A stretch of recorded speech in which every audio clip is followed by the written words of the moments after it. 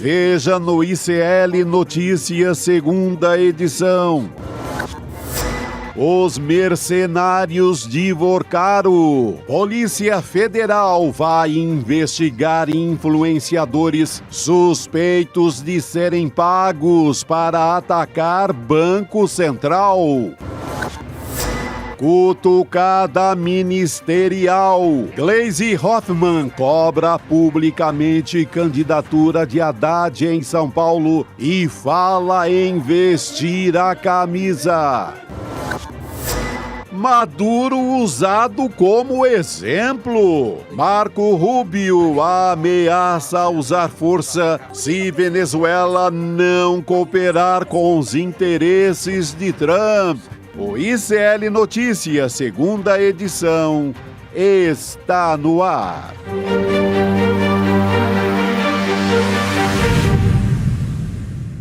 Olá, boa tarde. Hoje é quarta-feira, dia 28 de janeiro de 2026. Seja muito bem-vindo e seja bem-vinda ao ICL Notícias, segunda edição. Olá, Fábio Chaps. Olá. Muito bem-vindo. Obrigado novamente. Tudo bem, Roberta? Tudo bem, Chico? Ô, querido, que bom tê-lo aqui. Voltei. Que bom. Eu voltei. Agora pra ficar. Chico, estamos combinando de novo, hein? Querida, é, Verde, mesma paleta, verde. estamos ali, estamos ali. Paleta, você também tá neutro, estamos aqui, ó. Vamos acabar esse janeiro com muita dignidade. E muita elegância, por favor, né? Vamos lá, Isso aí. gente. Começar o nosso jornal sobre os trabalhos que voltarão em Brasília. Ainda não voltaram, mas os bastidores já há uma movimentação. Os trabalhos no Congresso, eles começam oficialmente na semana que vem. Mas hoje já houve um burburinho em Brasília. Para alinhar as pautas prioritárias no primeiro semestre e com o calendário legislativo pressionado pelo ano eleitoral, o presidente da Câmara, Hugo Motta, fez hoje a primeira reunião de líderes de 2026. E um acordo definiu que as comissões serão comandadas pelos mesmos partidos do ano passado. A gente tem aqui um post do Hugo Motta. O que ele diz é o seguinte: definir a pauta da próxima semana em reunião com o Colégio de Líderes. Votaremos a MP Gás do Povo e o PL que cria o Instituto Federal do Sertão Paraibano, além de outras matérias de consenso. Ainda iremos fazer a instalação e eleição das comissões permanentes. Sobre o acordo Mercosul-União Europeia, assim que chegar a casa, daremos celeridade. Já a PEC da Segurança Pública será debatida nas próximas semanas, com previsão de votação após o Carnaval. O trabalho continua. Fábio, vou começar com você. Essa ideia de manter as mesmas comissões me passa a impressão de que o Hugo Motta quer celeridade nas comissões, porque a gente sabe que tem verba ali, né? E é importante que elas saiam ainda no primeiro semestre. A gente sabe também, Roberta, primeiramente boa noite a todos que estão acompanhando a gente agora. A gente sabe também que no segundo semestre praticamente não tem atividades na casa. A gente vai ter as eleições. Todos ali vão estar no corre, no dia a dia, para buscar suas campanhas, para serem reeleitos, irem para os governos de estado e tudo mais. Então, existe essa celeridade. E quando a gente ouve pautas prioritárias, a pergunta que a gente tem que se fazer é pauta prioritária para quem?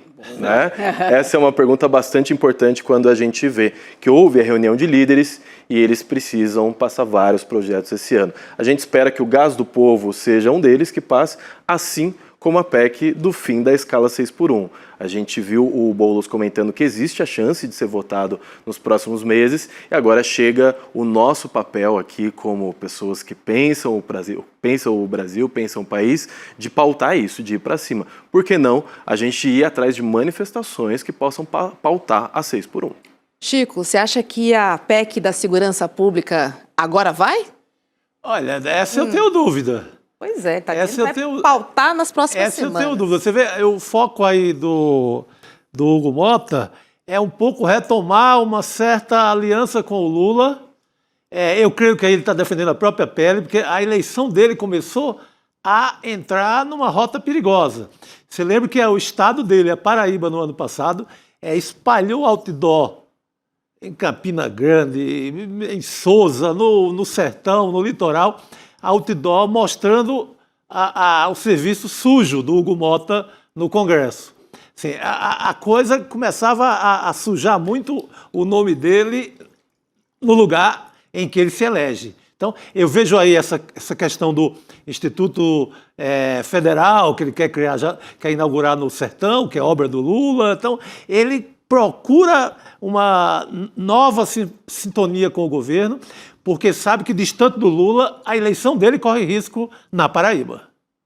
É isso. Vamos para Brasília, então, chamar Luiz Costa Pinto. Luiz, já teve a primeira reunião do Colégio de Líderes e sobre o acordo Mercosul-União Europeia, o Mota diz que vai dar celeridade assim que chegar na Câmara. Boa tarde para você. Boa tarde, Roberta, Chico, Fábio, né? Bom, vou começar por onde o Chico terminou, né? De fato, o presidente da Câmara, Hugo Mota, buscou e recebeu um gesto de aliança, um aceno do governo federal, porque ele colocou como prioridade zero para serem aprovados nos 2 primeiros dias de retomada dos trabalhos do Congresso na semana que vem, a MP do gás, né, do Gás do Povo, o programa Gás do Povo, que significa 5 bilhões de reais no orçamento para distribuição de até 65 milhões de botijões de gás ao longo do ano que vem, né, beneficiando 50 milhões de pessoas, e são 15 milhões e meio de residências cadastradas, num programa absolutamente necessário para uma composição com a sociedade, porque terá urgência nesse benefício quem é integrante do CadÚnico e, sobretudo, quem está no Bolsa Família, ou seja, é o andar de baixo da sociedade. E a outra MP que ele vai tirar do papel na semana que vem é a criação do Instituto Federal do Sertão Paraibano. Aonde será sediado esse instituto? Na cidade de Patos, que é a cidade dele, Hugo Mota, cujo prefeito é o pai dele, o Nabor Vanderlei, e que é candidato ao Senado pela Paraíba e que ainda está tentando uma composição, né, com o governo federal, com o presidente Lula, para ser candidato ao Senado no palanque do presidente Lula. E aí vem a escala 6x1, porque o PT e o governo colocaram como prioridade zero, né, desse início do primeiro trimestre de trabalho, a aprovação da escala 6x1. E aí vai ter, sim, um envolvimento não só da base governista, mas de um pedaço do Centrão, porque essa é uma pauta de uma adesão, de uma aderência junto à sociedade muito grande. E, por fim, já te respondo, Roberta, uma pergunta que você fez para o Chico, né? Eu não vejo, que o Chico respondeu nessa linha, eu não vejo chance de prosperar a PEC da segurança pública, porque não há consenso em relação a isso, e o relator da matéria, o Mendonça Filho, disse que vai começar as conversas, tal, para depois do Carnaval fazer algumas sessões, ele tem que se reunir com o novo ministro da Justiça, e vamos combinar, houve aquela pantomima no fim do ano passado de retirar o Guilherme Derrite da Secretaria de Segurança Pública em São Paulo, colocá-lo de volta na Câmara dos Deputados para que ele relatasse a matéria, para que isso fosse a plataforma de lançamento dele ao Senado em São Paulo. E lá em São Paulo, a aliança política desandou, né, no palanque do Tarcísio de Freitas e no palanque da oposição federal ao presidente Lula. Eu concordo. Segurança, pode esquecer. O Mendoncinha aí é carne de pescoço, não vai tocar nada, isso é só para enganar ali um pequeno teatro. Isso não passa. E uma coisa interessante é a gente notar que o programa Gás do Povo, a importância dele, sendo que a gente veio de um governo anterior que as pessoas estavam voltando a cozinhar a lenha. Então esse é um programa importantíssimo que mostra a mudança de realidade com a mudança de governo. Importantíssimo. Eu lembro que começou a sair algumas matérias, até em jornais do Nordeste, romantizando a política do Paulo Guedes. Que era, você ia voltar a ter o fogão a lenha. Cara, aquilo é um terror para as famílias. Eu vivi tudo E isso. a assim. quantidade de acidentes domésticos. Exatamente, que ocorreram. Lula, exatamente. E pergunta lá a minha tia Neuzinha, lá no sítio das Cobras, em Santana do Cariri, se ela quer voltar ao fogão de lenha. A gente não está falando de Quer? famílias que se esquentam com a lenha durante o inverno. não A é gente tá Campo falando de Jordão, né? Exatamente. São Ou- famílias que colocam a lenha ali para Experiência, cozinhar é a diariamente vida com real, riscos né? de acidente. Exatamente, que absurdo. Agora, só para fechar aqui sobre o acordo Mercosul-União Europeia, ele disse que vai dar celeridade, porque também interessa, né, à Câmara acelerar, né, esse processo. Não, e ele falou que vai dar celeridade quando o acordo chegar no Congresso, que ainda não chegou. Né? Ainda está numa fase preliminar, não do acordo, mas de que o governo tem que mandar essa mensagem do acordo para o Congresso. E é óbvio, isso virou uma pauta de coalizão total, né, de todas as forças políticas, porque tem um impacto na economia muito grande. Não, e fora a bancada do agro, né? Exatamente. vai Que é a pressionar. manutenção do Brasil como um eterno fazendão. Né? Exatamente. Perfeito. Olha, vamos falar um pouquinho sobre a reforma que o Lula vai ter que fazer, né, nos ministérios por causa da eleição.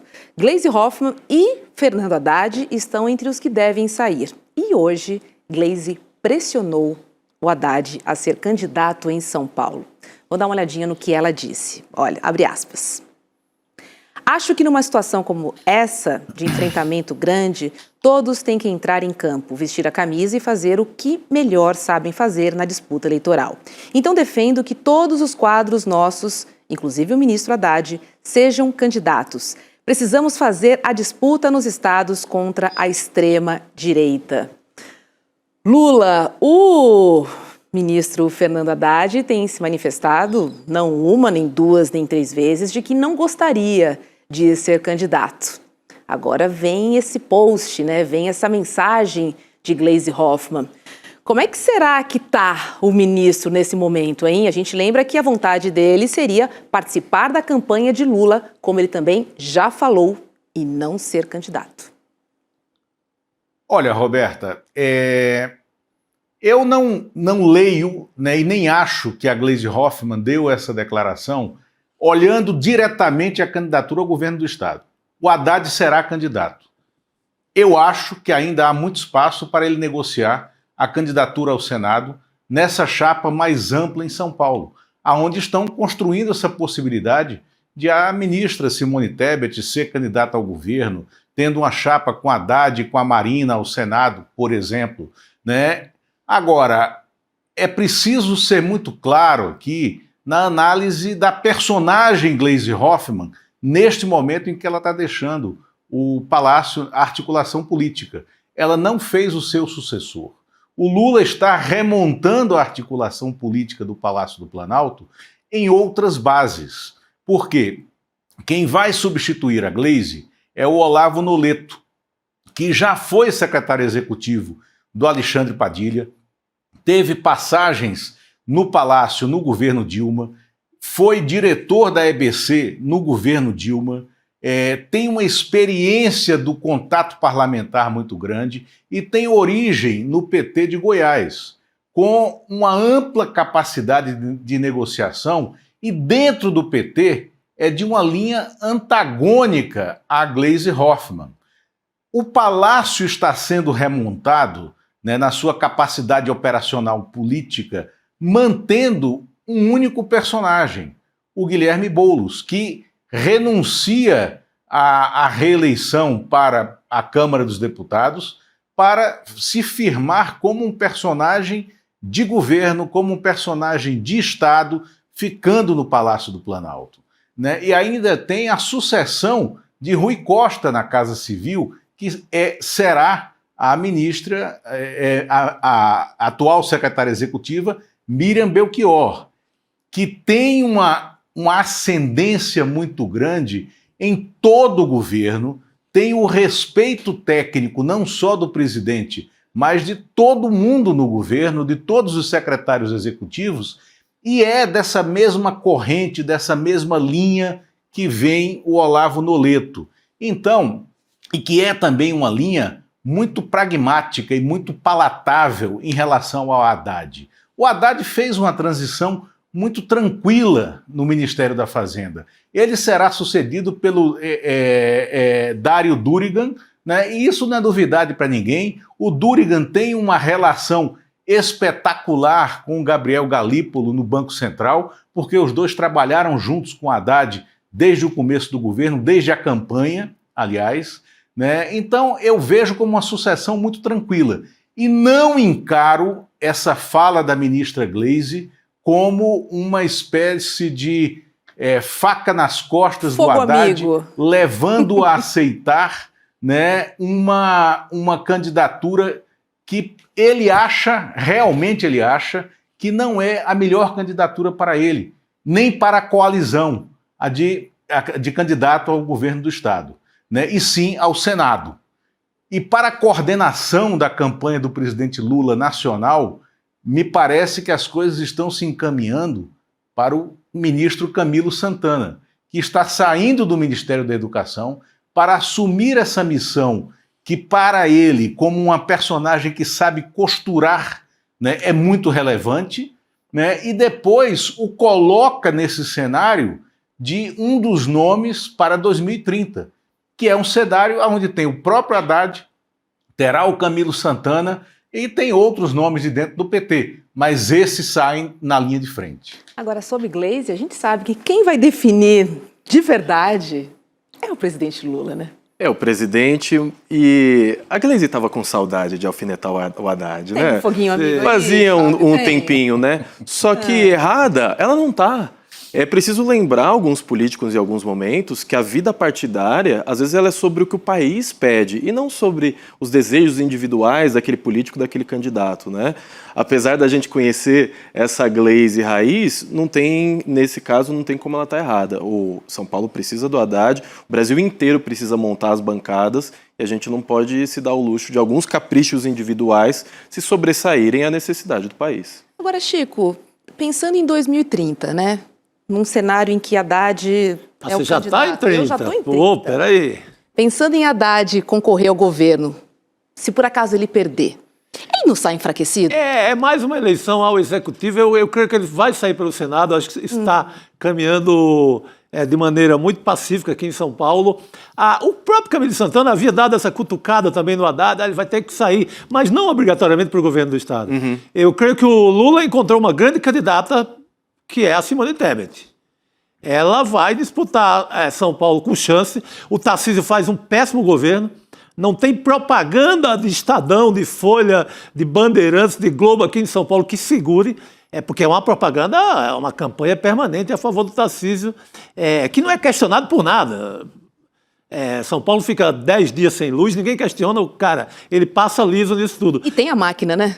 E tem a máquina. Então, você vai ter uma candidata forte, com a Simone Tebet, o Haddad e a Marina para o Senado, ou seja, é uma chapa forte. O Lula, não é que ele tem a obrigação de ganhar em São Paulo, ele não pode perder feio, senão dá na conta final do Brasil inteiro, pesa muito. E lembrando que a montagem de bancada em Minas Gerais também está super complexa, né? Minas Gerais tem aquela coisa, o resultado de Minas Gerais muitas vezes ele espelha o resultado no Brasil. Então a gente não pode... Sim, são estados aqui, São Paulo e Minas, tem que escalar direitinho, senão o prejuízo na soma final é grande. É verdade.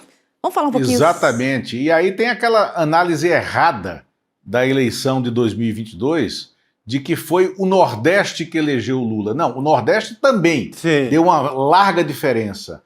Mas o Lula ganhou a eleição em São Paulo. Exato. Né? Pela votação que ele teve em São Paulo, apesar de ter perdido em números absolutos, mas ele teve uma votação muito grande, como teve uma votação muito grande e inesperada no Rio Grande do Sul, que na soma levou a essa vitória. É a mesma conta que o Fábio falou aí, em Minas Gerais, a Dilma ganhou 2014 em Minas Gerais, contra o Aécio Neves. Então, o Aécio Neves perdeu a eleição no estado dele, né? Não saiu como o mais votado do estado dele e perdeu a eleição.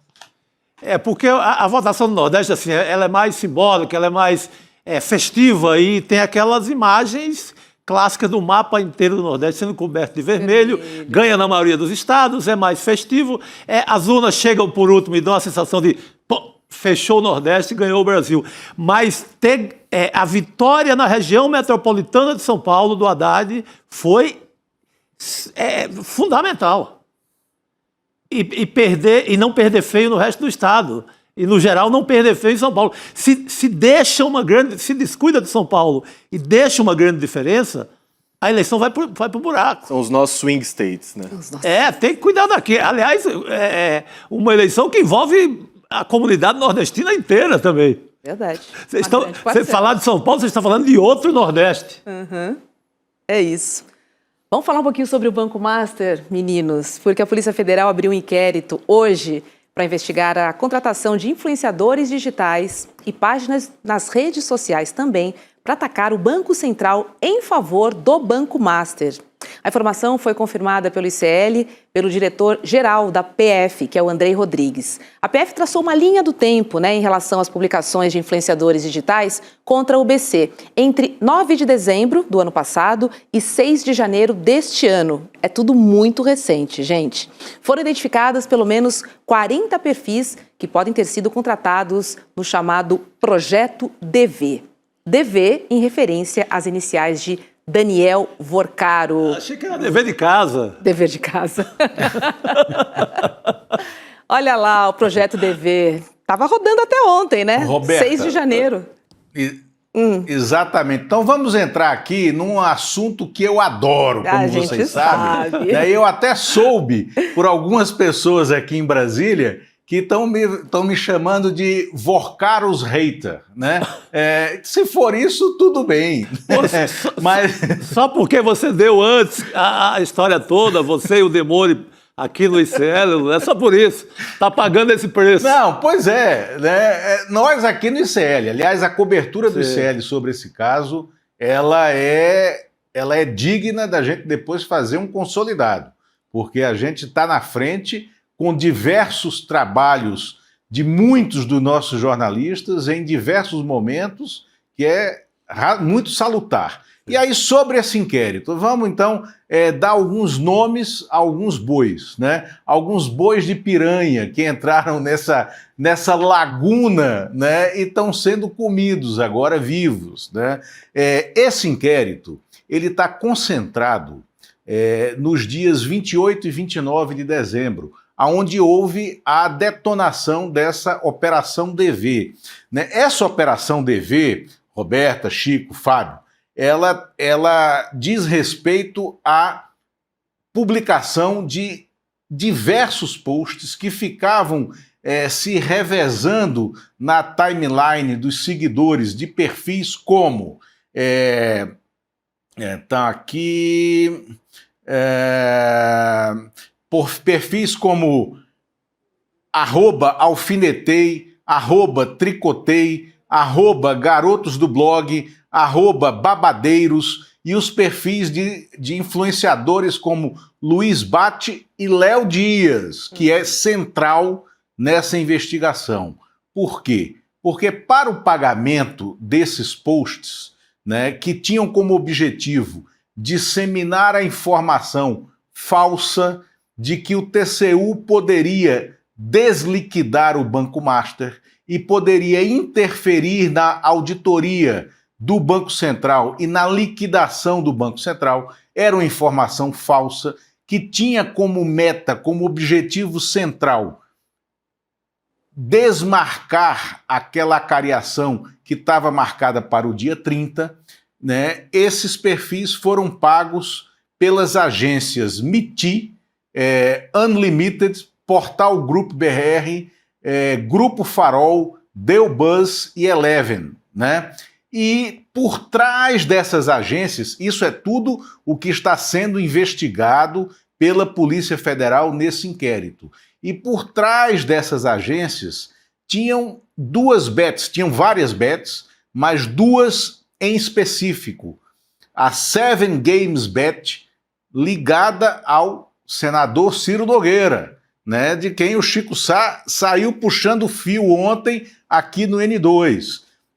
A Seven Games Bet, ligada ao Ciro Nogueira, e que tem à frente dela um personagem chamado @Fernandim. Esse @Fernandim é o Fernando Oliveira Lima, né? E também a agência, a Bet, Vai de Bet, que é ligada ao Gustavo Lima, né? Esse sertanejo do caos, né? Que mora aqui junto.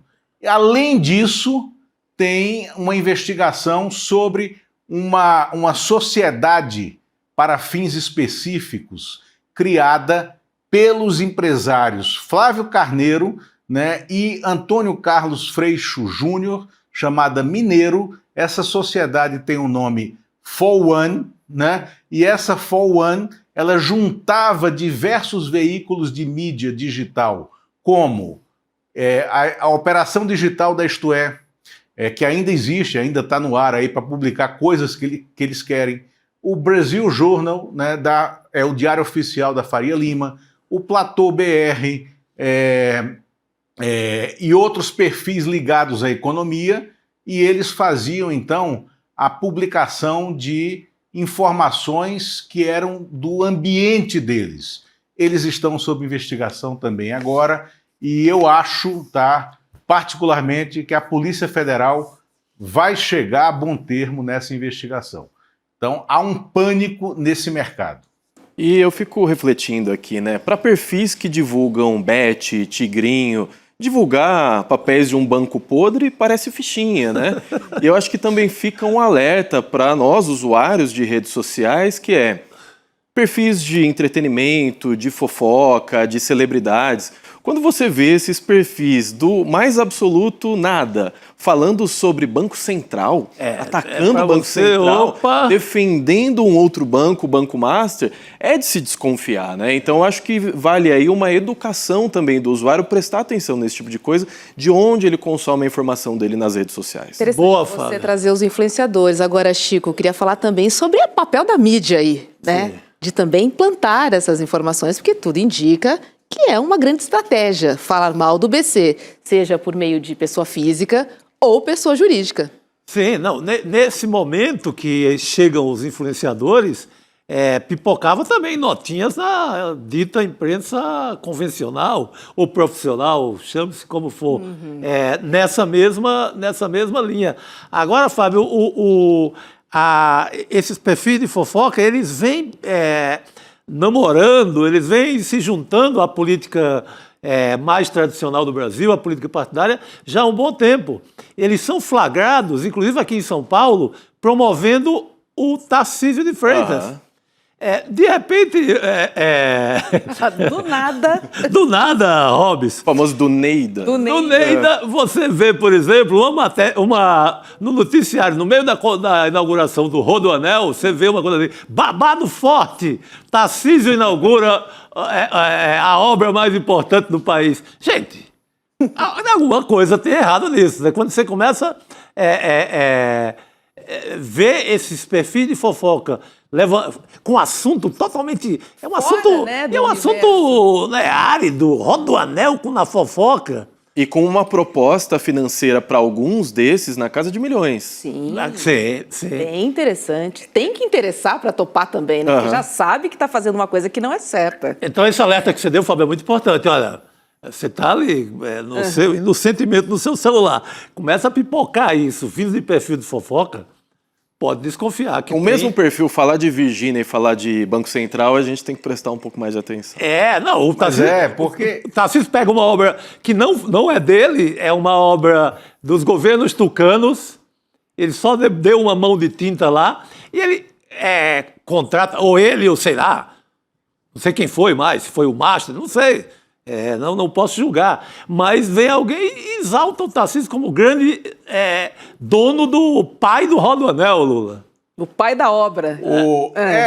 Para eles, a gente tem que dizer o seguinte, que há esperança, né, nessa investigação, há esperança nossa, jornalistas, profissionais, né, nessa investigação, para que ela chegue ao fim, né, e chegue ao fim dando a devida incriminação de quem cometeu crimes e, como diria o Zósimo, para ficar nesse campo semântico, né, do jornalismo social, né, das colunas sociais, como dizia o Zósimo, enquanto há champanhe, a esperança, né, Chico? Totalmente. Muito bom. Né? Ou então, deixa eu colocar aqui só um caco que o Chico vai entender, Roberta, né? Que é do tempo de um criador, é um dos caras que reivindica, tá, a criação do mito da perna cabeluda. O nosso velho J. Ferreira, né, da reportagem policial lá de Pernambuco, e que encerrava os seus programas nos anos 70, né, dizendo o seguinte: se você agir com dignidade, pode até não consertar o mundo, mas com certeza será um canalha a menos, né? Então é isso que fica para esses influenciadores, né? Isso, Chico. Genial, o mantra do J. Ferreira, que é uma lenda da TV pernambucana. Olha, ainda sobre o Banco Master, gente, hoje o presidente do STF, o ministro Edson Fachin, voltou a sugerir que o caso Master deixe a corte. Em entrevista ao blog da Ana Flor, do G1, o Fachin defendeu que a situação seja definida antes do período eleitoral e afirmou que a tendência é que o caso Master não seja julgado pelo STF. Vamos dar uma olhadinha no que ele disse, abre aspas. Há uma suscitação de que não há razão desse processo estar no STF. Eu creio que numa direção ou outra, isso ficará claro provavelmente quando o básico da instrução, os depoimentos tiverem sido tomados, as extrações de documentos tiverem sido feitas, se aquela questão justifica ou não.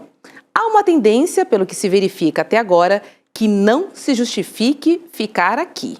Bom, já temos aqui pelo menos um direcionamento, né, meninos? Depois daquela nota acariciando a PF, um pouquinho o Toffoli, um pouquinho a corte, mas assim, não muito clara em relação à intenção do Fachin, aqui já tem... E sem querer se gabar pelo jornalismo do ICL, mais uma bola dentro, porque foi a linha do noticiário do ICL o tempo inteiro.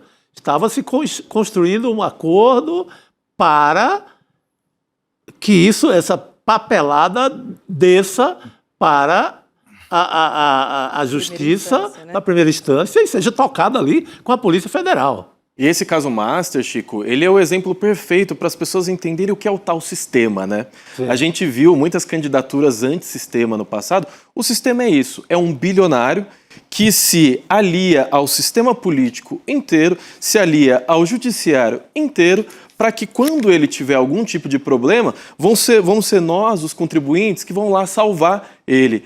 Quer entender o que é sistema? Quer lutar contra o sistema? O caso Master é um belo de um exemplo. Pedagógico. Vai lá, Lula. E aí o sistema já reagiu, tá? Agora, enquanto a gente estava aqui no ar, saiu o anúncio de que o Supremo, porque tem resistências internas ao ministro Luiz Edson Fachin, o Supremo marcou uma reunião administrativa para o dia 12, né, de fevereiro, aonde vai discutir essa questão do Código de Conduta que o Fachin está querendo e que é muito justo que ele queira que o Supremo tenha o seu Código de Conduta, né? É necessário isso, mas há resistências lá dentro. E então essa resistência ao ministro Fachin chamou uma reunião administrativa para discutir exclusivamente o Código de Conduta, que é uma espécie, pela maneira como isso foi vazado agora no fim de tarde, é uma espécie de cascudo do sistema, Fábio, né? Cascudo do sistema no presidente do Supremo Tribunal Federal. É isso. Total. Luiz Costa Pinto, obrigada, viu, por estar conosco aqui nesta noite. Obrigado a vocês, estou sempre às ordens, né? Até lá. Valeu, meu caro. Olha, eu tenho um recado para você que quer garantir um futuro mais seguro para sua família, tá? Vem aí o Mapa da Mina 2026, que é uma aula gratuita, né? Em que Eduardo Moreira ele apresenta suas previsões para o dólar, para os juros e também para as principais bolsas do mundo. Enquanto o mercado segue errando previsões, o Mapa da Mina é o único evento que crava todas as suas previsões. Fábio, você cuida bem do seu dinheiro? Pretendo futuramente cada vez melhorar. Acredito que esse possa ser uma palestra, possa ser um curso bastante interessante para mim. A gente está sempre aprendendo, sempre evoluindo. É algo que quando a gente é mais novo, ali a gente tem 20 e poucos anos, a gente não presta muita atenção, a gente fica roubado. Isso, né? Eu que eu diga. A vida cobra, Chico, a vida cobra. Eu que eu diga, viu? Mas é importante. Fiquei torrando tudo quase até agora, quase até ontem, rapaz. Ontem, né? Mas a partir de hoje eu vou cuidar. E é bacana porque o Edu ele faz uma análise, né, da situação do ano de 2026. Vai ser difícil fazer uma previsão para o ano de 2026, já começa daí, né? E depois ele desce indicando quais seriam ali os investimentos mais seguros. Porque a gente fala que investir seguro, eu acho que a gente nunca tá. Mas a gente pode correr menos riscos. E o mais interessante são as palavras de alguém que não está do lado do mercado, está do lado do povo brasileiro. Essa é a coisa importante. É isso, gente. Quinta-feira agora, também conhecida como amanhã, que é dia 29 de janeiro, às 8 horas da noite, tem Mapa da Mina aqui no ICL. Então corra para fazer a sua inscrição, hein?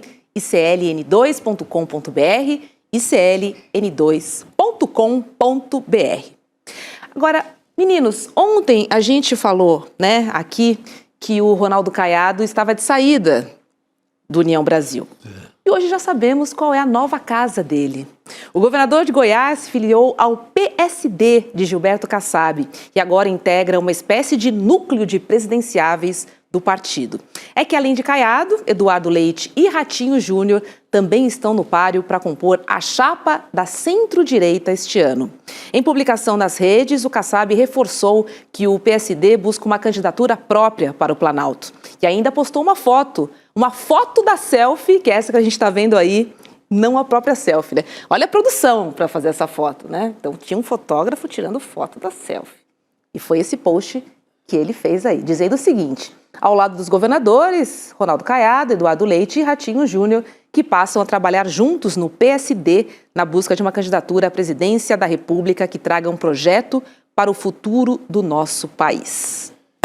O que é que vou fazer disso aí? Então, alguém vai ser vice de alguém? Que fica, né? Porque, assim, são 3 protagonistas que a gente está falando aqui, né? Ronaldo Caiado, Ratinho Júnior e também o Dudu Milk. Eduardo Leite. Dudu Milk. Como é que vai ser internamente essa disputa e o que você achou dessa filiação do Ronaldo Caiado? Primeira coisa que me chama a atenção é o Kassab fazendo uma selfie, né? Então você vê que os tempos mudam. E eu acredito que seja a última tentativa do Caiado. O Caiado vem concorrendo em eleições desde 89. Em 89 ele tentou a presidencial, tentou dar um pito no Lula ali. O Lula falou assim, ó, quando tiver 2% nas pesquisas eu te respondo. Você fala né? comigo. Um clássico. Era o homem do cavalo branco. Exatamente. E o Caiado, ele tá numa situação de vida ou morte política, basicamente, né? Os mais novos, Eduardo Leite e o Ratinho Júnior, eles podem, de fato, concorrer ao Senado e vão ter uma vida mais longa na política. Então, acredito que o Caiado vai entrar nessa disputa com unhas e dentes, porque, de fato, seria a última tentativa dele de chegar à presidência da República. Agora, se o Caiado saiu do União Brasil, porque lá não tinha jeito, ele vai chegar agora numa disputa que talvez também não role, Chico? E o próprio Kassab tem demonstrado mais carinho com o Ratinho. Então, não sei o que vai ser vice. Fica difícil para ele se colocar na chapa aí, porque é o menos popular, é o que tem menos potencial eleitoral. Fica difícil para ele. Mas hoje, assim que saiu essa foto aí, essa selfie do... Foto da selfie. A selfie do Kassab, aí as redes ressuscitaram um belo tweet do Ronaldo Caiado. Que é ele dizendo, viu, Fábio, o seguinte: Ronaldo Caiado, aspas, Kassab é o cafetão do Planalto.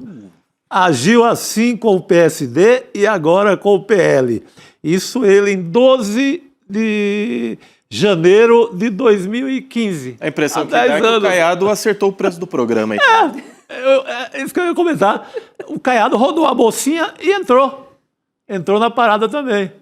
Vê como na política dá uns solavancos. É o famoso político, eu sempre falo essa frase, que político igual nuvem, cada hora você olha, tá de um jeito diferente. Tá aí o Kassab, o Caiado chamando o Kassab de cafetão. Agora, é interessante que eles apostam num caminho que é anti-Lula e anti-Bolsonaro. Né? Então, se você está cansado dessa polarização, se você acredita num projeto para o país, esta é a chapa que você deve apoiar, porque a gente tem um projeto diferente. E anti-Bolsonaro até a página 2. Projeto diferente.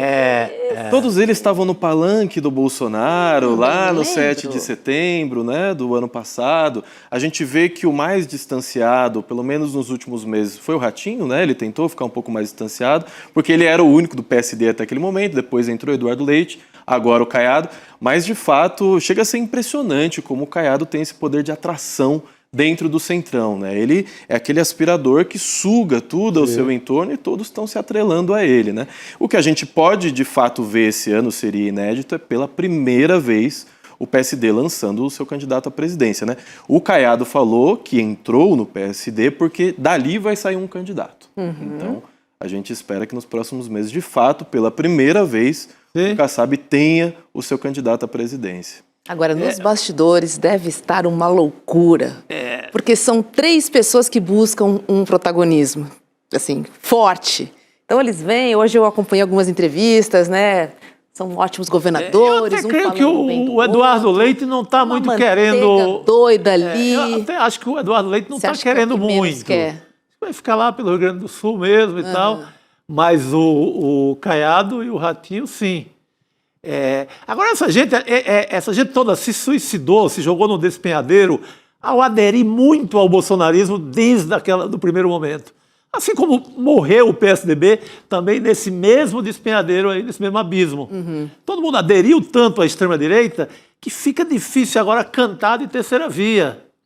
Eles foram contaminados, eles foram, sabe, um filme de zumbi, eles foram mordidos ali, adeus. E a gente não pode esquecer que se o Ratinho Júnior for o candidato escolhido, ele tem um grupo midiático por trás dele ali gigantesco, né? Forte, O nome porque o pai dele é fortíssimo, conhecido nacionalmente. As pessoas acham que é só na televisão, né, que o Grupo Massa tem veículos, tem muitas rádios envolvidas, muitos jornais locais. A gente precisa prestar bastante atenção nesse caso aí. É um candidato mais forte. Agora, isso tudo também prova, né, Fábio e Roberta, que o Flávio Bolsonaro não é um grande candidato da direita, né? Porque se fosse um grande candidato, estava todo mundo caladinho e vamos com ele e vamos. Não. No mínimo se gera uma intriga aí, essa gincana para ver uma chance de terceira via. É falta de confiança no candidato da extrema-direita, que é o Flávio Bolsonaro. E que se dividam. O nosso primeiro turno pode ficar mais fácil. Por favor. Olha, Ronaldo Caiado, ele publicou um vídeo nas redes dizendo que ele e os outros 2 governadores serão candidatos à presidência. Caiado alega que os 3 vão se apoiar, independentemente de quem for o escolhido. Duvido, mas olha só. Este é um gesto de total desprendimento. Aqui não tem o interesse pessoal de cada um. Aquele que for escolhido levará essa bandeira de um projeto de esperança e de resgate daquilo que o povo tanto espera. Caráter, determinação, honra, coragem moral e também independência intelectual para governar esse país. E é dessa maneira que eu realmente sou recebido aqui e hoje tenho a graça de poder ter aqui a minha filiação partidária no PSD e ao lado desses 2 colegas, governadores muito bem avaliados, nós iremos disputar essa eleição em 2026. O que sair aqui candidato terá o apoio dos demais. Mas que cavalheiros. Totalmente, né? ali com a mãozinha, segurando para não cair, né? Que é a pose clássica dos políticos. E me chama muita atenção a frase total desprendimento. Não existem interesses pessoais por aqui. Imagina se ele não é o escolhido. Na próxima semana vai ter uma confusão, o faroeste goiano aí de novo. Sabe. O Lula é melhor ter um candidato ali, mais um candidato, além de Flávio Bolsonaro? É melhor que eles se dividam, porque eles vão precisar se atacar em algum momento. Claro que se for o Caiado, for o Ratinho Júnior ou o Eduardo Leite, eles vão pesar mais no Lula do que no Flávio Bolsonaro, mas é interessante, sim. Agora, vão tomar pedra dos 2 lados também, né? Eu acho que é uma candidatura fraca. Eu acho que vai se esvaziar tão rápido que vai afunilar de novo num cenário completamente polarizado, o que representa Bolsonaro, o que representa Lula.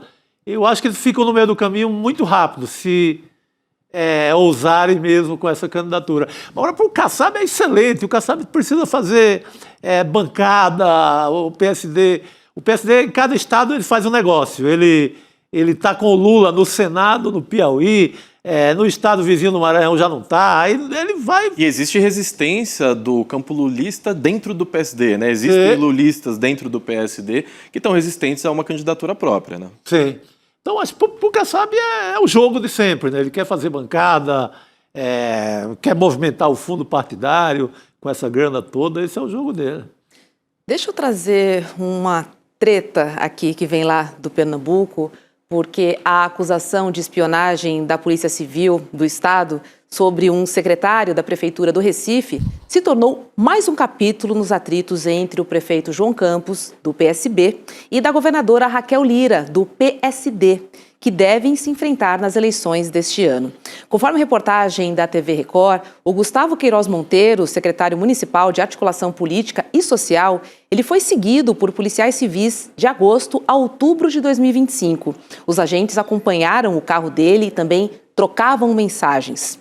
Em setembro, houve então a instalação de um rastreador sem ordem judicial. O secretário de Defesa Social de Pernambuco, Alessandro Carvalho, confirmou o monitoramento a partir de uma denúncia anônima de que poderiam estar ocorrendo entregas de propina em contratos firmados pela Prefeitura do Recife, com fornecedores, tá? A denúncia não foi confirmada e foi arquivada. O prefeito João Campos classificou o episódio como perseguição, criticou o vale-tudo das disputas eleitorais e disse que vai tomar medidas cabíveis na justiça. Já Raquel Lira defendeu o trabalho da Polícia Civil, disse que o papel de investigação foi cumprido dentro da legalidade e que a denúncia recebida era grave e que ninguém está acima da lei. É isso, né? A gente fala de eleições já desde o ano passado e a gente vai continuar falando. Essa começou, a de Pernambuco começou com essa história para valer, né? Não é? Para valer. E se esse caso fosse ali nos idos de 77, agora a gente ia estar falando da perna cabeluda e não desse caso, né? Arapongagem pura, isso é espionagem, né? Não existia um mandado judicial ali para você colocar rastreador no carro do secretário, né? Então, esse tipo de atitude é o que a gente via até 1985. Não era para a gente ver esse tipo de coisa em 2026. Que loucura. A alegação é que o Gustavo Queiroz Monteiro manipula umas propinas na administração do João Campos. Daí tinham recebido, a polícia recebeu e passou a investigar. Eu creio que o mais correto dessa história era instaurar um inquérito público, podia até manter em segredo, mas com o Ministério Público acompanhando, com todas as instituições acompanhando e seguir o jogo. Mas começa a eleição em Pernambuco, esse é o mote. O devido processo legal, ele é atropelado muitas vezes no Brasil e a gente não pode permitir que esse tipo de coisa aconteça. É bom que isso tenha vazado, porque se isso vira moda, começa a acontecer em todas as campanhas políticas desse ano, onde a gente vai parar. É muito complicado mesmo. É isso aí. Não dá, né? Transparência, vamos jogar limpo, vamos apresentar, né, as propostas. A escolha do eleitor é pela que mais lhe atraia, que seja mais interessante. Dentro da legalidade, né, Chico?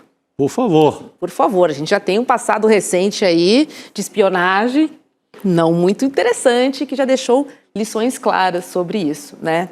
Não pode, sem mandado judicial principalmente, senão onde a gente vai parar? A Constituição de 88 mudou a história do Brasil, a gente não está mais nos 21 anos de ditadura. É isso. A pesquisa nacional de opinião encomendada pelo ICL, realizada pela Ágora Consultores e que ouviu quase 10 mil pessoas por todo o país, ela mostra que a maioria dos jovens brasileiros prefere tentar empreender a ser empregado.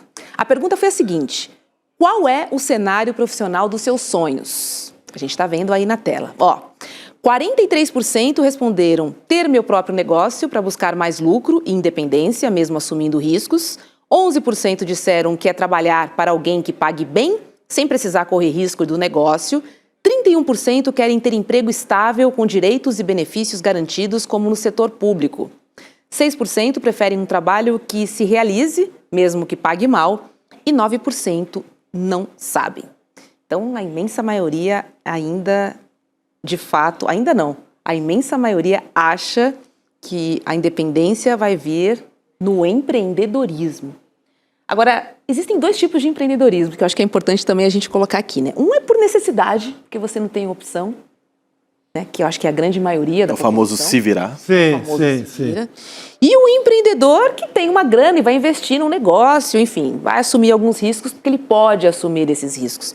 Agora, é impressionante como essa parcela, né, de 43% que dizem que preferem assumir riscos, eu ouso dizer que está muito ligado também à ideia de que se eu trabalhar eu venço na vida, não ter patrão significa minha independência, eu controlo os meus horários, eu sou gerente de mim mesmo e o negócio, para dar certo, só depende de mim. Sim. Agora, a gente também pode fazer uma relação com o uso político da fé, Com certeza, com as religiões, com certeza. principalmente com os mais vulneráveis, né, Fábio? Quando a gente coloca para o jovem duas opções, ou liberdade ou segurança, é típico do jovem que ele vai optar pelo caminho da liberdade. Mas a gente não pode se esquecer da frase que é: jovens, envelheçam. Porque o que acontece com os anos se passando na vida é que aqueles sonhos que você tinha aos 20 e poucos anos, você vai se defrontando com a realidade, é difícil realizar, principalmente para quem não é herdeiro, é muito mais complicado, né? Então, o que eu diria para os jovens é: permaneçam com os seus sonhos, mas também criem um pé de meia para que você possa sustentar esse sonho, né? O poeta Manuel de Barros, ele dizia: eu comprei o ócio. Então ele se tornou um poeta depois que ele conseguiu fazer o pé de meia dele para ali, depois dos 30 e poucos anos, viver de sonho. Viver de sonho é muito bonito, ter liberdade é muito bonito, mas a gente precisa entender também que esse mundo é duro, é difícil e se sustentar no Brasil não é nada fácil. Você tem, inclusive, uma questão que não é uma estatística furada, é a maioria que se mete em empreendedorismo achando que é uma aventura, se dá mal. É uma coisa que precisa, né, muito planejamento, arrojo, dinheiro. Não é essa aventura que o capitalismo te vende, assim, que vai empreender, e também não é essa aventura que começaram a pregar, que a mídia começou a pregar, de que todo mundo é empreendedor no Brasil. Sim, sim. Outro dia eu estava vendo uma matéria: 94% de empreendedores no Brasil que estão com o negócio já tiveram alguma doença mental pesada. Burnout. Então, é muito difícil. Assim, não dá para cair também desse romantismo, entendeu? É louvável que você ali com dinheirinho e tal, e faça seu negócio. O Brasil é o país da viração. Mas não cair nesse fetiche de que isso vai se dar bem, que é uma maravilha, sabe? Em determinado momento, o emprego com CLT, que tenha plano de saúde, que tenha garantias, pode ser muito mais... Confortável. né? E o que eu diria para esses jovens... Você tocou na questão daquela aspiração à liberdade que o jovem tem, né? Talvez ela seja muito importante nessa hora de pensar nisso. É isso, é ele continuar tendo os sonhos dele, porque é gostoso pensar em mudar de vida, pensar em realizar aquilo que a gente gosta, mas entender que os sonhos precisam ser financiados. E nada melhor do que um caminho estável, que um emprego estável, para você conseguir de fato viver desses sonhos. E aí eu fico muito preocupada com os coaches da vida, os pastores da vida que falam: só depende de você. Não é, gente, não é. Não é assim. Não é, depende da taxa de juro, depende do teu gerente do banco, depende de um bocado de coisa. E a gente vê muita gente quebrando a cara. Essa atomização é ótima para o capital. É perfeito. Não tem vínculo nenhum, os caras se dão bem pra cacete. Exatamente. Agora, Fábio, você fez uma publicação, né, nas suas redes hoje falando dos riscos que a gente corre do crescimento da popularidade do Nicolas Ferreira. O Nicolas engajou não só nas redes, mas também nas ruas de Brasília, né? A gente viu, mesmo debaixo de forte chuva. E é importante lembrar que parte do público para quem ele fala é fanatizado. Não importa o que você diga, não importa o que aconteça. Um exemplo é uma das mulheres, né, atingidas por um raio no ato organizado pelo próprio Nicolas em Brasília. A Maria Eli Silva, que tem 58 anos, ela disse que se tivesse morrido, não teria problema algum. Agora tem um detalhe importante, viu? Uma amiga dela ainda está internada por causa do raio que atingiu o grupo de bolsonaristas. Isso me lembra uma outra fala antiga, que é: o Messias vem aí. Você lembra disso? Mais ou menos. Referindo a Jair Bolsonaro? Sim. Não importa o que aconteça, tem uma fatia ali que está convencida. Agora, sobre esse crescimento do Nicolas, Fábio, eu queria te ouvir e queria entender a sua análise sobre Nicolas é um personagem plantado desde o princípio e posteriormente atinge a popularidade? Ou você acredita que essa popularidade e o que ele representa hoje se deve a ele, única e exclusivamente? Única e exclusivamente, é impossível disso acontecer na política. Mas o meu post, Roberto, ele foi numa direção que é: nós de esquerda, a gente não tem que ridicularizar o que aconteceu, a gente tem que ligar o nosso sinal de alerta. Não foi pouca coisa o que aconteceu ali. Você reunir 18, 20 mil pessoas para marcharem com você debaixo de chuva, depois tomando raio, falando que se morresse com aquele raio estava tudo bem, esse é um movimento a ser estudado, não um movimento a ser ridicularizado pela esquerda. Até porque movimentos que mobilizam a população era o que a esquerda fazia até 20 anos atrás. A gente não pode se contentar só com os memes, a gente não pode se contentar com nas redes sociais ficar ridicularizando e se defendendo disso que o Nicolas consegue pautar a mídia o tempo todo. A gente precisa ter as nossas propostas, não necessariamente com caminhada, mas a gente precisa ter as nossas mobilizações também. A gente tem as pautas, o fim da escala 6x1, a taxação dos super ricos. Esse tipo de pauta é o que a gente tem que mobilizar a esquerda e conseguir feitos, se não parecidos, próximos disso. Ele tem um engajamento nas redes sociais gigantesco, a gente não pode menosprezar isso, porque a gente menosprezou o Jair lá em idos de 2015, 16, 17 e deu no que deu. A gente vive na era da economia da atenção. Aquele que consegue prender mais atenção, ele colhe dividendos políticos disso. Então, ao invés de fazer meme, a gente tem que fazer mobilização. A esquerda não pode só reagir e fazer piada. Sim. Exatamente. Eu até acho interessante combater a caminhada, como, por exemplo, uma cortina de fumaça muito bem utilizada. O Nicolas parte nessa caminhada dele aí, nesse Forest Golpe, como estava sendo chamado, exatamente na hora que estava a Clava Forte, que é a fintech, Clava Forte Bank, a fintech da Igreja da Lagoinha, ali montada pelo Fabiano Zettel, cunhado do Daniel Vorcaro, todo mundo muito metido no Banco Master. O Kleber Lourenço publicou aqui que tem que o Vorcaro tinha alguma ligação com o Nicolas Ferreira. Então, eu acho que ele tem um grande sucesso nessa caminhada, primeiro por encobrir qualquer eventual ligação dele com o escândalo do Master e com a Igreja da Lagoinha. Ele é muito filho da Igreja da Lagoinha. Então, ele usa essa caminhada como cortina de fumaça e mobiliza. Eu acho que aí ele engole o bolsonarismo. Você vê o próprio Carlos Bolsonaro meio marginal, meio escanteado na chegada de Brasília, com a camiseta Free Bolsonaro, mas você não vê o Bolsonaro forte nessa hora. O próprio Nicolas não pede, não fica gritando em nome de Bolsonaro. Ele usou ali um pouquinho disso, mas era ele. E o Eduardo Bolsonaro critica o Nicolas nas redes sociais já tem um tempo, Porque eles estão morrendo de medo. Porque ele está engolindo. Exato. Aliás, eu acho que ele já engoliu. Ele já é o novo nome da extrema-direita. Por isso tem que ser combatido com inteligência. E é uma construção longa, né? Porque ainda na eleição de 2030, o Nicolas não vai ter a idade necessária, né? Ele vai ter 34 anos, precisa ter 35 anos para poder assumir o cargo de presidente. Então, se o projeto Nicolas se transformar, tem muita coisa para rolar até lá, né? Mas se ele se transformar num projeto presidencial, é em 2034 que a gente vai ver. A gente precisa começar a criar sucessores do Lula, as próximas lideranças de esquerda, porque a partir de 2030, na verdade a partir de 2027, a gente já vai ver um jogo muito duro, muito pesado para definir os futuros políticos do Brasil. A esquerda não pode dar mole. Tanto nas ruas quanto nas redes, tem que abrir os olhos. Eu queria ver um embate, já estou de olho nas eleições lá na frente, entre Érica Hilton e Nicolas Ferreira, candidatos à presidência da República. Seria lindo, né? Aí você estava pensando num belo cenário mais na frente, pela parte da Érica, naturalmente. Sim. Eu acho que ela engole ele com muita facilidade. A formação que ela tem, o repertório, o mandato que ela faz. A Érica Hilton faz um dos melhores mandatos do país, com a pauta a favor dos trabalhadores.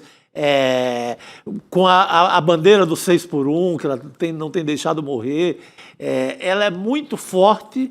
Eu acho que ela engolia ele nos argumentos, sabe? Ela está ao lado dos trabalhadores, o Nicolas está ao lado do Banco Master, está ao lado das fintechs. Ele é o autor daquela fake news de muito sucesso, dizendo que o governo ia taxar o Pix. A população já viu que não foi taxado o Pix. Pode sobrar algum prejuízo para ele. Então, eu creio que a Erika Hilton engole esse rapaz com muita facilidade. Tirando a Erika, você citaria algum outro jovem parlamentar, já pensando lá na frente? Não só jovens, né? A gente tem alguns nomes à esquerda e de várias formatações possíveis de esquerda. Você tem aí o próprio Haddad. Você tem Flávio Dino, que existe parte da esquerda, que acredita que ele pode, em algum momento, decidir vir. Você tem João Campos, você tem Tabata Amaral, você tem Jones Manuel, você tem diversos, desde centro-esquerda, a esquerda mais raiz, você tem diversos nomes para serem construídos aí para o futuro, alguns com uma vastíssima experiência, como o próprio Dino, alguns ainda com pouca experiência, como o Jones Manuel, mas você tem opções de construção para o futuro. Basta a gente, de fato, conseguir... Tem muita gente, muito nome bom, né? Tem nomes excelentes. Que vem por aí. Pois é. Manuela Dávila, outro nome que a gente não pode esquecer. Muito bom. Eu vou botar Renato Freitas também aqui. Sim, é nome é nome de liderança. O Renato Freitas é um nome, né, que está nessa lista aí, de promissores, né, políticos muito promissores. Quem viver, verá. Vamos acompanhar. Vamos acompanhar. Olha, o Ministério da Justiça ele informou ao Supremo Tribunal Federal que o pedido de extradição do ex-deputado Alexandre Ramagem, do PL, já foi formalmente encaminhado ao governo dos Estados Unidos pela via diplomática. O pedido de extradição foi determinado pelo ministro Alexandre de Moraes em dezembro do ano passado, após a fuga de Ramagem para os Estados Unidos. O deputado deixou o Brasil em setembro, no mesmo mês em que a primeira turma do STF o condenou a mais de 16 anos de prisão pelos crimes de organização criminosa, abolição violenta do Estado Democrático de Direito e golpe de Estado. Olha, quem se dizia intocável, né? Parece que o pedido de extradição foi encaminhado. Pode ser, se ele não tiver criado... ele tem, assim, não que ele seja tão importante assim, mas ele chefiou o Serviço de Informação do Brasil. Uhum.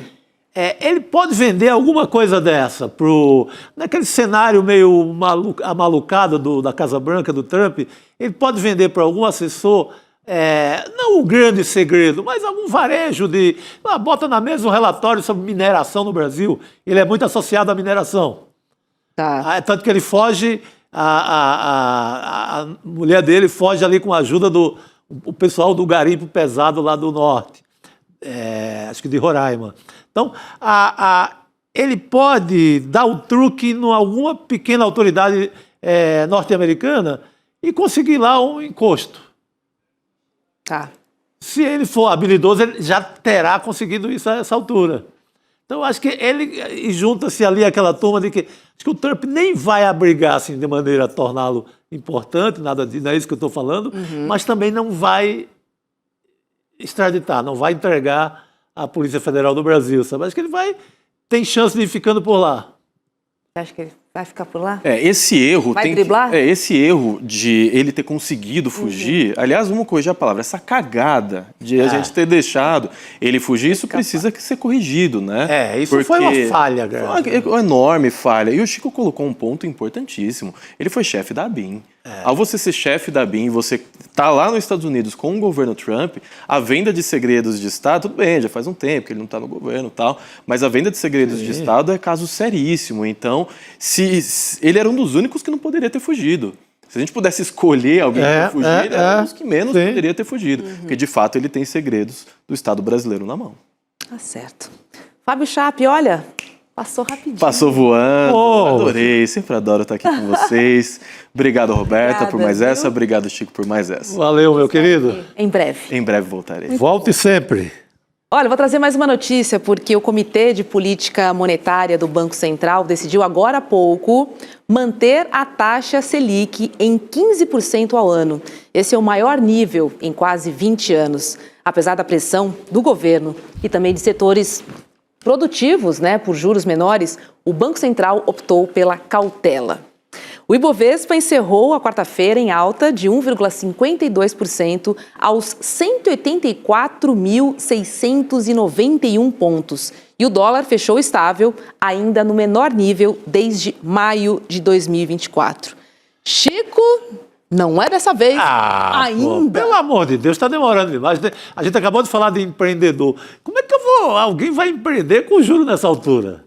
Eu acho que a inflação está lá embaixo, controlada, abaixo de qualquer expectativa apocalíptica do mercado. Tudo sob controle. Pô, libera, solta um pouquinho, diminui esse juro.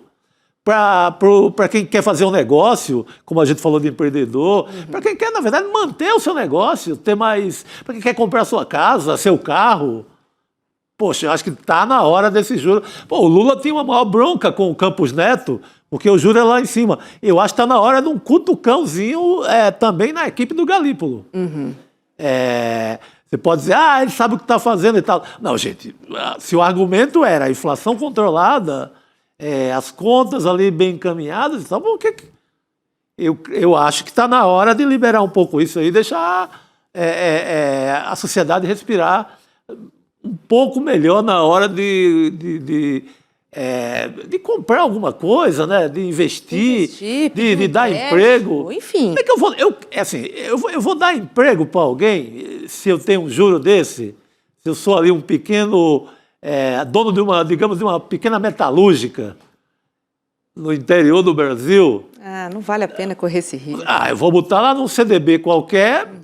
Eu prefiro isso do que dar emprego, do que tentar construir meu negócio se o juro está nessa altura.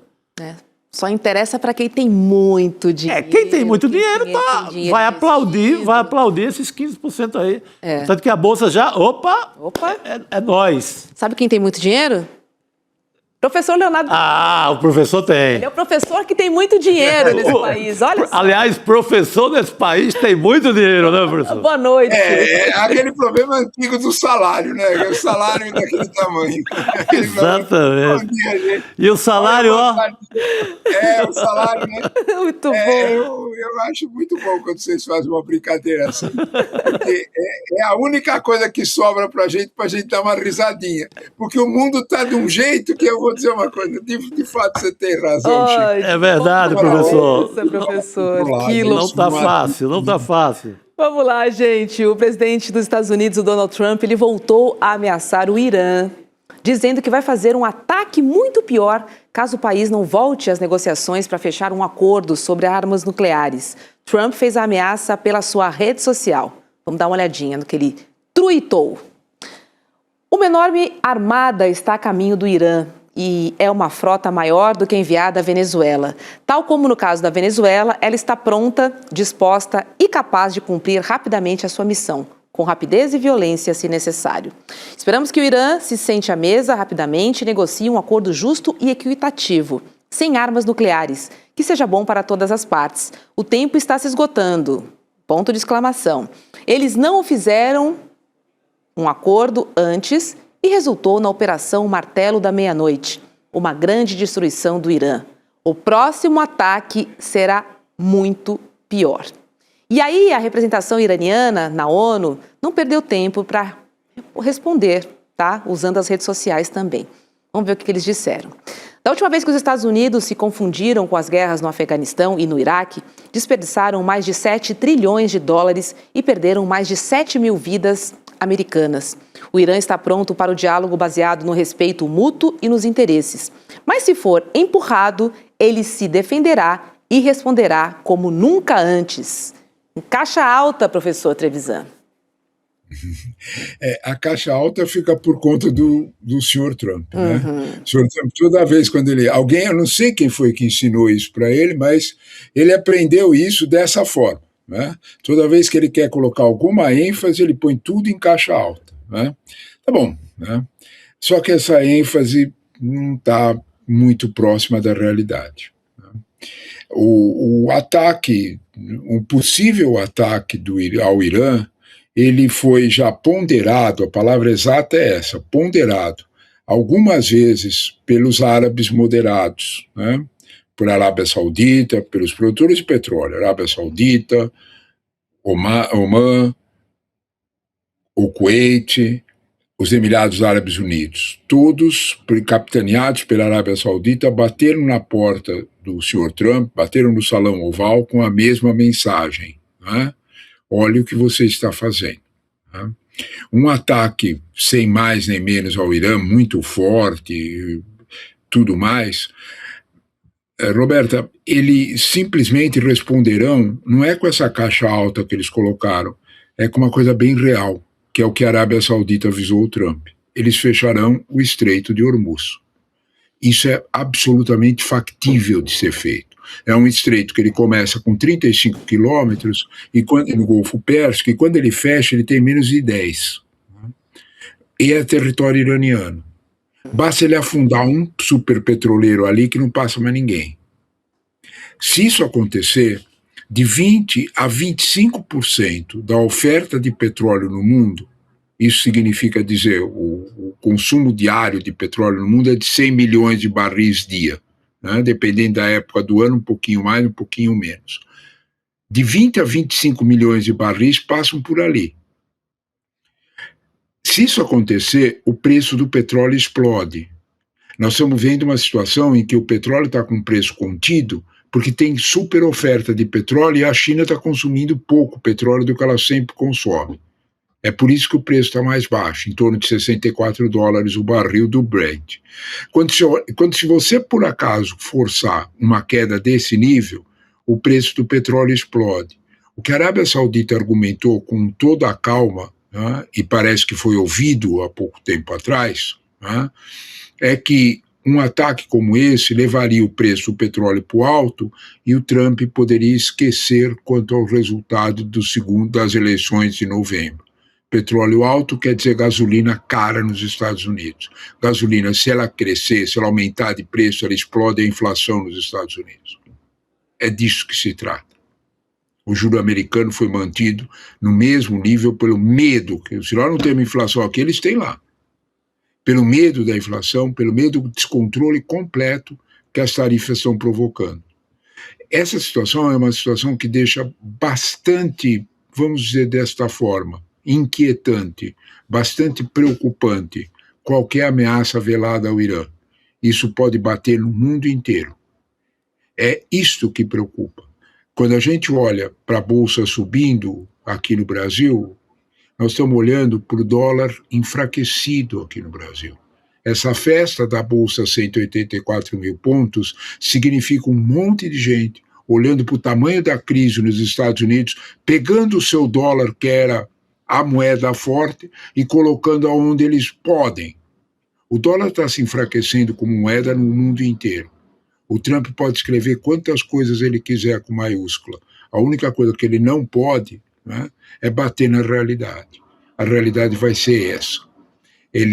Eu, sinceramente, fico bastante preocupado com comparações que não tem outra palavra a não ser tolas. Comparar a Venezuela e o sentido que ela teve com o Irã realmente é comparar coisas absolutamente distintas. Não houve vitória expressiva dos Estados Unidos na Venezuela, todo mundo sabe disso. O que aconteceu ali foi uma entrega. O Maduro foi entregue pela luta política interna da Venezuela. Não teve nada a ver com isso. Isso não é minha opinião, nem sua, Roberta, nem sua, Chico. A Economist, 24 horas depois, deu essa notícia e não retira. A Financial Times é a mesma coisa, mostrando que a situação é. Então, portanto, antes da gente fazer qualquer situação, observemos, né, que há as letras altas, elas escondem uma compreensão muito curta da realidade. Isso tem um alvo só: tentar conter a desidratação de votos que Trump enfrenta. É assolar sua base, deixar a sua base emocionada. Além disso, muito pouco. Vai lá, Chico. Não, professor, essa história, voltando um pouco a essa história da Venezuela, fica cada vez mais evidente que havia um racha geral ali Sim. não é? no chavismo, militar para um lado, outro grupo em dissidência, e o Trump aproveitou o negócio e a oportunidade daquele momento, né? Não há dúvida nenhuma que no episódio da Venezuela, o nome daquilo tudo é petróleo. Sim. A dona Delcy Rodrigues, com o irmão dela, Jorge Rodrigues, o poderoso chefe da Assembleia do Congresso venezuelano, né? Eles tiveram sucessivos encontros com o Marco Rubio desde abril desse ano. Exato. Isso o próprio Departamento de Estado confirmou, ninguém negou isso. Né? Havia uma sequência disso. A Delcy Rodrigues se apresentou como a gestora capaz de devolver negócios para a Venezuela. Eu quero lembrar, para quem tem alguma dúvida sobre isso, um fato publicado pela agência France Press e não negado e mais investigado ainda pelo New York Times. Olha, Delcy Rodrigues aí. Exato. Né? Quando ocorreu a candidatura Trump na primeira edição, né, 2020, né, uma das subsidiárias venezuelanas que a dona Delcy administrava em Miami fez uma das maiores ofertas latino-americanas em dólares para a campanha de Trump, $500 mil. Uma refinaria de petróleo que era administrada por ela fez uma doação para a campanha de Trump. Já havia, vamos dizer desta forma, um elo estabelecido. Marco Rubio só continuou com ele. O alvo da Venezuela, Chico, é que é difícil a gente mostrar isso, precisa muito tempo, mas o alvo da Venezuela principal é político, ele não tem nada a ver com militar, é cortar o pouco petróleo que Cuba recebe da Venezuela. O resto da oferta de petróleo em Cuba, os Estados Unidos já conseguiram conter. Eles não conseguiam conter os 30 a 40 mil barris de petróleo dia. 30 mil barris de petróleo dia, refinarias brasileiras não piada. Sim. Só que esses 30 mil, junto com o que a Venezuela conseguia produzir, mantinha Cuba funcionando. Você vai me perguntar, e com razão, professor, o que é que tem a ver Cuba com isso tudo? Se a Venezuela cortar o petróleo como está sendo prometido pela Delcy, Cuba, a esperança do Marco Rubio é que Cuba colapse. Se Cuba colapsar, os refugiados venezuelanos, o voto latino-americano, não me pergunte razão, não sei a razão. Mas o voto latino-americano, ele conseguirá conter a sangria de votos nos estados pêndulos, fora que provavelmente fabrique a candidatura Marco Rubio como sucessor de Trump. É isto que interessa em Venezuela, nada mais. São bons negócios para as petrolíferas americanas, com Delcy Rodrigues, já de tempo, não é de hoje, e mais, não é, de quebra, a cereja do bolo. A cereja do bolo é Cuba. Rifar Cuba. É esmagar Cuba. Não porque Cuba ameace alguma coisa, Cuba não ameaça nada. Tem um efeito político interno que será decisivo nas eleições. Os estados swings, aqueles estados pêndulos americanos, são meia dúzia de estados. A gente tem uma ideia dos Estados Unidos de pouco incompleta. Os Estados Unidos são os estados americanos, praticamente são 50 estados, 43, 44 estados são definidos os votos. É por colégio eleitoral e são votos ou democratas ou republicanos. 5 ou 6 são os que decidem a eleição. Nesses 5 ou 6, o voto latino é muito importante. São estados mais pobres. É neste contexto que o assunto Cuba interessa. É neste contexto a promessa de Delcy Rodrigues de cortar o petróleo para Cuba. Eu chamo a atenção que um dos primeiros petroleiros que foi tomado né, o famoso petroleiro Skyter. Esse petroleiro foi um dos primeiros, ainda em dezembro, era a última entrega de petróleo pesado, a última entrega de petróleo com mais de 1 milhão de barris para Cuba. Foi por isso que o petroleiro foi pego. Então, quando nós olhamos para isso, nós entendemos melhor o que de fato está interessando na história de Venezuela. Venezuela é uma história triste, uma história lamentável, é um colonialismo que volta. O professor Castro Rocha, numa conversa aqui que nós tivemos há algum tempo, né, lembrou com toda razão que é neomercantilismo. Né? Nós voltamos ao pacto colonial. Venezuela é isso.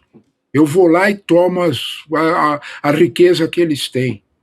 Então, essa situação é uma situação dramática, muito ruim. Comparar isso ao barril de pólvora iraniano, comparar isso à complexa situação do Oriente Médio, é de fato só com maiúsculas mesmo, né? Porque, de fato, a realidade não aproxima de forma alguma, Roberto. Bota a caixa alta nisso, né, professor? Bota a caixa alta nisso, exatamente. Agora... É mais ou menos que nem salário de professor. Bota a caixa alta nisso. Muito bom. É mais...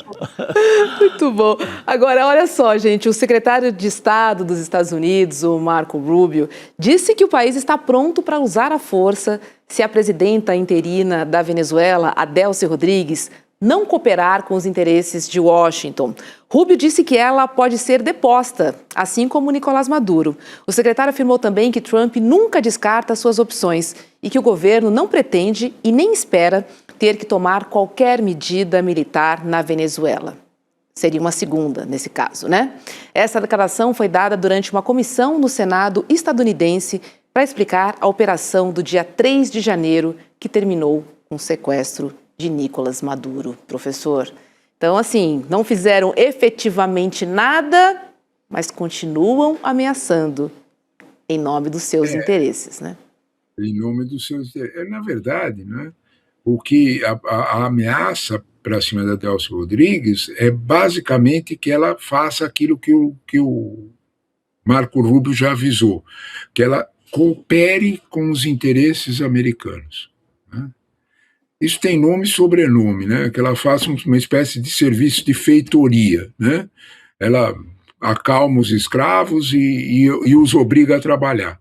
Se isso aí acontecer, tudo bem, né? O motivo do Marco Rubio ser chamado ao Congresso é explicar duas situações. Primeira, né, que os democratas exigiram a ida dele e conseguiram os votos necessários de alguns republicanos para chamá-lo. Né? A primeira era que ele explicasse para o Senado americano, que é quem tem poder de fazer isso, os Estados Unidos estavam em guerra. Foi isso, Roberto. O primeiro motivo dele ir lá é dar essa explicação. Né? Os Estados Unidos estão em guerra, nós não estamos sabendo, só que é o Senado americano. Né? A segunda explicação é para quê? O que os democratas queriam era que o secretário de Estado justificasse a ação, porque eles também percebem a força dessa ação em torno de criar a candidatura Rubio, em torno de ajudar Trump a não perder as eleições de midterm. É nesse contexto que nós... Então, os democratas estão fazendo uma cobrança aonde dói, no aspecto político da questão. É grave, Os democratas têm força para conseguir alguma coisa do Marco Rubio? Não, não tem. Né? Nós vamos ter que esperar até novembro para essa situação se tomar alguma definição. Vai lá, Chico. Não, o Marco Rubio, aliás, ele todo dia ele muda em relação a Delcy. Ele hoje já voltou e falou que a relação era... Ele fez ameaça, mas depois que a reeleição era produtiva e respeitosa. Eu acho que ele não está tão insatisfeito assim com essa feitoria atual da Venezuela, não, viu, professor? O problema dele com a Venezuela, né, é que provavelmente não é fácil você gerenciar a situação venezuelana. É um barril de pólvora. Né? Eu chamo a atenção para quem acha que tudo é assim resolvido na base da força, né? Que as duas maiores petrolíferas americanas, a Conoco e a ExxonMobil, olharam para o Trump e disseram: o senhor me desculpe, nós somos muito amigos do senhor, gostamos muito do senhor. Exatamente, Roberto, mas não vamos colocar um centavo. Desculpa. Não, disseram na cara Quem do Trump. acha que a situação da Venezuela é fácil de resolver, pergunta para a ExxonMobil Oil se ela acha fácil, né? Tanto que eles estão explorando petróleo na Guiana, do lado. Ali é mais tranquilo, é mais previsível, né? Só que é pequeno, perto do que é a possibilidade venezuelana, né? Então, a situação na Venezuela é muito, muito, muito complexa. Não é uma situação fácil. Se fosse, e se a Força Armada americana tivesse tanto poder assim para resolver as coisas, a ExxonMobil iria aproveitar para ganhar dinheiro. Ou será que a ExxonMobil não quer ganhar dinheiro? Eu acho que eles querem. Né? Eu acho que eles Pularam têm fora. Alguma razão tem, né, Ruth? Alguma razão tem. Total. Com certeza, não iriam negar o dinheiro. Agora, professor, a gente não tem nenhuma notícia, eu pelo menos não li nada sobre Nicolás Maduro na cadeia, né? Impressionante, não se fala mais. O problema do Nicolás Maduro na cadeia, não é principalmente o quanto Nicolás Maduro pode falar. Se ele for a um tribunal e lhe dá direito de palavra, ele talvez possa falar coisas não muito agradáveis ao mundo americano, contar coisas não muito agradáveis ao mundo americano, de negócios que a Venezuela faz, né? Ao contrário do que a gente imagina, né, ele tinha acesso a boas informações do contexto venezuelano.